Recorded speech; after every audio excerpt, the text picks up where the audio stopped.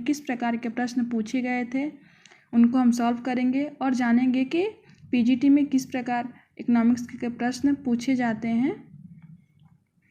तो UP PGT का ये प्रश्न है। तो जैसे पूछा गया था कि आरबीआई मुद्रा आपूर्ति के 4 घटकों यथा M1, M2, M3, M4 की गणना करता है, निम्नलिखित में से गलत युग्म चुनिए। तो मतलब जो आरबीआई मुद्रा पूर्ति या मनी सप्लाई के जो M1, M2, M3, M4 अवधारणा है वो आपको याद होनी चाहिए कि M1 में हम क्या क्या शामिल करते हैं, M2 में क्या शामिल करते हैं, M3 में और M4 में। तो चारों ऑप्शन में से आपको गलत ऑप्शन चुनना है। कौन सा गलत दिया गया है? तो पहला ए दिया गया है, M1 में जनता के पास मुद्रा और सिक्के और बैंकों की मांग निक्षेपों से बना है। बी ऑप्शन M2 M1 और डाकघर के निक्षेपों से बनता है और M3 M2 और M1 का योग शामिल है और डी M4 में M3 और मांग के साथ साथ डाकघर का समय निक्षेप शामिल होता है। तो ऑप्शन में से 3 ऑप्शन सही हैं और इनमें से कौन सा ऑप्शन गलत है? तो ऑप्शन थर्ड जो है वो गलत है।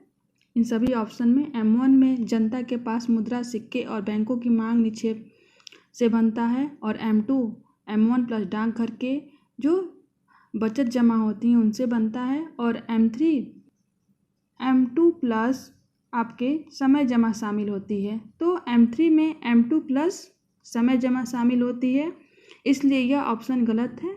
जबकि और डी ऑप्शन जो था M4 M3 और मांग के साथ साथ डाकघर के समय निक्षेप शामिल होते हैं, ये भी सही है।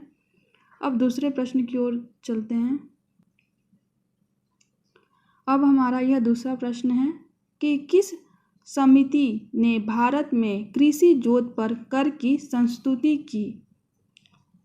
तो पहला ऑप्शन है टंडन समिति, दूसरा ऑप्शन है राज समिति और तीसरा ऑप्शन है केलकर समिति और चौथा ऑप्शन है दंतवला समिति।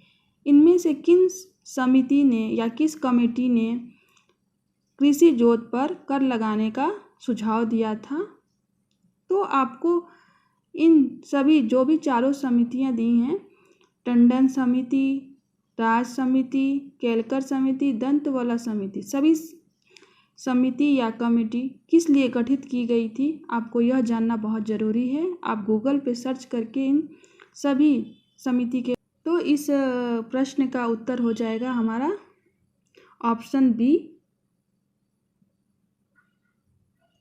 समिति, इसका उत्तर होगा।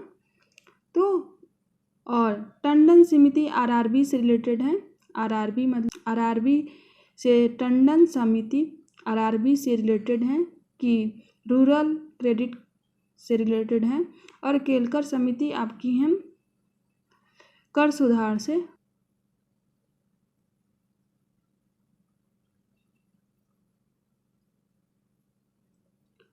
और अगला प्रश्न है कि टी परीक्षण विकसित किया गया है या टी टेस्ट को किसने दिया है या किसने इसे डेवलप किया है टी टेस्ट को? तो पहला ऑप्शन है R.A. फिशर द्वारा, दूसरा ऑप्शन है हमारा सर विलियम गोसे द्वारा और तीसरा ऑप्शन है कार्ल पियर्सन द्वारा और चौथा ऑप्शन है हमारा डी ऑप्शन है के वालिस द्वारा। तो इनमें से के द्वारा टी परीक्षण विकसित किया गया है। तो इसका सही उत्तर है, तो इस प्रश्न का सही उत्तर है ऑप्शन बी, सर विलियम गोसे द्वारा टी परीक्षण विकसित किया गया है और कार्ल पियर्सन द्वारा काई स्क्वायर टेस्ट विकसित किया गया है। और अगला प्रश्न है एक बंटन के अनुरूप की बेहतरी परखी जाती है या कह सकते हैं गुडनेस ऑफ फिट। तो गुडनेस ऑफ फिट किस टेस्ट द्वारा परीक्षण किया जाता है? तो पहला ऑप्शन है टी टेस्ट, दूसरा है काई स्क्वायर टेस्ट और तीसरा ऑप्शन है एफ टेस्ट और चौथा ऑप्शन है ऑल ऑफ दिस। तो इसमें से गुडनेस ऑफ फिट किस टेस्ट द्वारा हम ज्ञात कर सकते हैं। तो इसका सही आंसर होगा काई स्क्वायर टेस्ट। इसका सही काई स्क्वायर टेस्ट द्वारा हम गुडनेस ऑफ फिट को या ज्ञात करते हैं।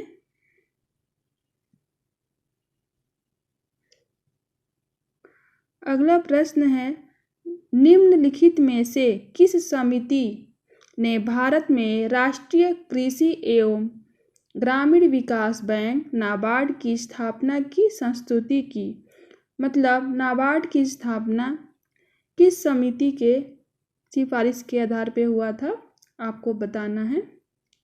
तो पहला है ऑप्शन है हमारा नरसिम्हन समिति, दूसरा है शिवारमन समिति, तीसरा ऑप्शन है अभिजीत सेन समिति और चौथा ऑप्शन है चक्रवर्ती समिति।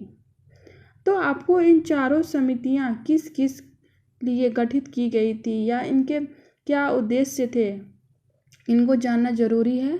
तो लेकिन अगर नाबार्ड किस समिति के द्वारा बना था या किस समिति ने नाबार्ड की स्थापना की सिफारिश की थी या नाबार्ड बना था, तो वो हो जाएगा हमारा ऑप्शन बी, शिवरमन समिति। तो शिवरमन समिति द्वारा नाबार्ड की स्थापना हुई थी। किस बारे में बात करता है? लियोन्टिफ विरोधाभास, ये इस प्रश्न में पूछा गया है। विरोधाभास हेक्सर ओलिन के विचारों का अपवाद है या विचारों का खंडन करता है। हेक्सर ओलिन के जो भी ट्रेड थ्योरी थी उसका। तो लियोन्टिफ विरोधाभास यह हेक्सर ओलिन के विचारों का खंडन करते थे लियोन्टिफ। तो उनका विचार लियोन्टिफ विरोधाभास किस बारे में बताता है, आपको बताना है। तो पहला ऑप्शन है कि यूएसए के निर्यात श्रम गहन और आयात पूंजी गहन है। ऑप्शन बी, यूएसए के निर्यात और आयात दोनों पूंजी गहन है। ऑप्शन सी, यूएसए के आयात और निर्यात दोनों श्रम गहन है। ऑप्शन डी, यूएसए के निर्यात पूंजी गहन और आयात श्रम गहन है। तो आपको पता होगा कि हेक्सर ओलिन सिद्धांत में यह बताया गया था कि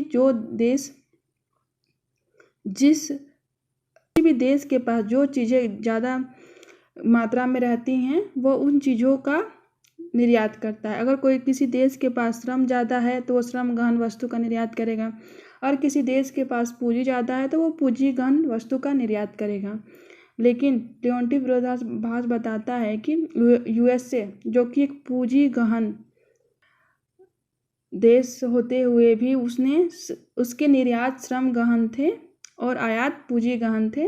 तो इसका उत्तर होगा, लियोन्टिफ विरोधाभास बताता है कि यूएसए के निर्यात श्रम गहन और आयात पूंजी गहन थे। तो इसका होगा पहला ए, इसका सही उत्तर होगा।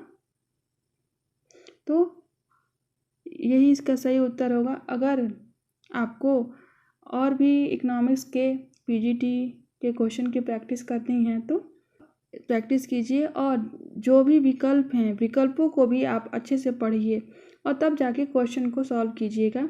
अगर यूपी पीजीटी से रिलेटेड कोई भी हो तो आप कमेंट बॉक्स में पूछ सकते हैं। अगर यह वीडियो आपको अच्छा लगेगा तो वीडियो को लाइक और चैनल को सब्सक्राइब जरूर कीजिएगा।